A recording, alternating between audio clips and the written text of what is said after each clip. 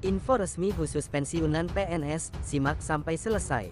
Terungkap, ini alasan pensiunan PNS belum bisa dapat 1 miliar. Jakarta, dilansir dari CNBC Indonesia, Kementerian Keuangan mengungkapkan sampai saat ini masih belum bisa menerapkan skema iuran pasti atau fully funded yang membuat pensiunan ASN PNS bisa dapat 1 miliar rupiah. Alasannya, masih menghitung beban fiskal hingga manfaatnya bagi PNS. Sebelumnya pensiunan ASN PNS bisa mendapatkan 1 miliar rupiah diungkapkan oleh Kementerian Pendayagunaan Aparatur dan Reformasi Birokrasi (PAN-RB). Direktur Jenderal Anggaran Isa Rahmatawarta menjelaskan, dari Kemenkeu saat ini masih mendiskusikan mengenai skema pensiunan yang akan diterapkan ke depan. Karena kita enggak tahu yang akan dijanjikan pemerintah, apakah mau meneruskan manfaat pasti seperti sekarang atau mengubahnya menjadi iuran pasti, jelas Isa saat melakukan diskusi di kantornya, Senin, tanggal 29 Agustus tahun 2022. Kemenkeu juga belum bisa memastikan, apakah jika skema fully funded untuk pensiunan ASN PNS bisa mendapatkan hingga 1 miliar rupiah atau tidak. Kita belum tahu parameter-parameter, membuat prediksi tidak ada artinya sama sekali.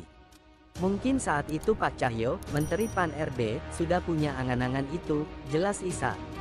Pemerintah sedang mengkaji perubahan skema pembiayaan dana pensiun dari skema Pay As You Go menjadi skema fully funded di mana pemerintah mulai menyisihkan dana pensiun bagi setiap PNS secara sistematis setiap bulan sejak PNS tersebut mulai bekerja.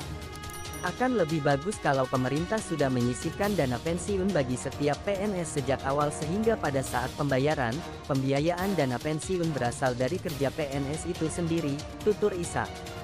Jadi sekarang ada yang mengatakan sebaiknya menggunakan fully funded, agar pembiayaan dana pensiun tidak menjadi beban orang atau PNS pada masa yang akan mendatang, kata Isa melanjutkan. Direktur Harmonisasi Peraturan Penganggaran Direktorat Jenderal Anggaran Kementerian Keuangan, Didi Kusnaini menjelaskan, skema fully funded yang belum bisa diterapkan tersebut, masih menghitung berbagai pertimbangan, mulai dari beban fiskal hingga manfaatnya bagi PNS. Di Undang-Undang Nomor 5 Tahun 2014 sebenarnya sudah mengamanatkan. Namun untuk melakukan perubahan, banyak yang harus dipertimbangkan, beban fiskalnya seperti apa, manfaatnya untuk PNS seperti apa, beban dan iurannya seperti apa, dan sebagainya, jelas Didik. Kendati demikian, Didik bilang, pembayaran pensiunan PNS ASN harus direformasi, mengingat tren pembayaran pensiun selalu meningkat dalam 5 tahun terakhir. Pada 2022, angkanya hampir tembus 120 triliun rupiah atau tepatnya 119 triliun rupiah, sedangkan pada 5 tahun yang lalu baru sekitar 90,82 triliun rupiah. Karena itu, perubahan skemanya kata dia tentu perlu banyak waktu.